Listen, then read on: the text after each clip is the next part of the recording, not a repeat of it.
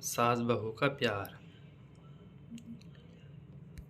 शादी के 3 साल बाद जब सास ने बहू से पूछा, बहू मुझे एक बात तो बताओ कि मैं तुमसे इतनी ख़राब और खरी खरी बातें सुनाती हूँ और तू कभी पलट कर मुझे जवाब भी नहीं देती और ना ही कभी गुस्सा होती है, बस हंसती रहती है।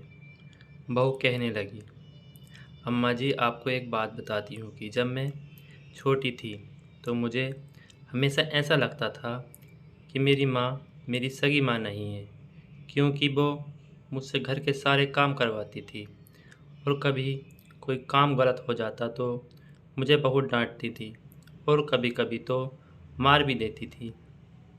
लेकिन वो मेरी माँ थी, इसलिए मुझे उनसे डर भी बहुत लगता था और मैंने उनसे कभी गुस्सा नहीं किया। यहाँ तक कि जब मैं कॉलेज से थकी हुई वापस आती तो आते ही कुछ देर आराम के बाद मुझे घर के सारे काम करने होते थे। फिर जब मेरी भाभी आई तब तो जैसे मेरे काम और भी ज़्यादा बढ़ गए। होना तो ये चाहिए था कि जब घर में भाभी आ जाती हैं तो सारी जिम्मेदारियां उन्हीं पर डाल दी जाती हैं, लेकिन मेरी मम्मी फिर भी मुझसे ही घर का सारा काम करवाती थी और कभी कभी भाभीयों को नहीं डांटती थी, बल्कि उनके काम भी मुझसे ही करवाती थीं। मुझको सबसे ज़्यादा चिढ़ माँ की उस बात से होती थी जो मुझसे हर रोज़ काम करते हुए कहती थी कि बेटी मेहनत से काम करती रहो, अगले घर जाकर तुझको मुश्किलें नहीं देखनी पड़ें।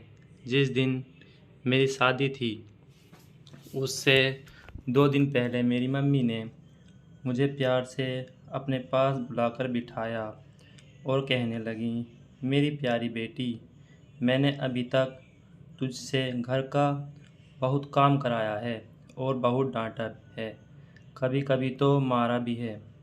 अब तू एक बात याद रखना कि आज तक मैंने तेरे साथ एक सास जैसा व्यवहार किया है और तुझे प्रैक्टिस करा दी है कि सास कैसी होती है, लेकिन आज तेरी शादी होने जा रही है, इसलिए आज से मैं तेरी माँ हूँ।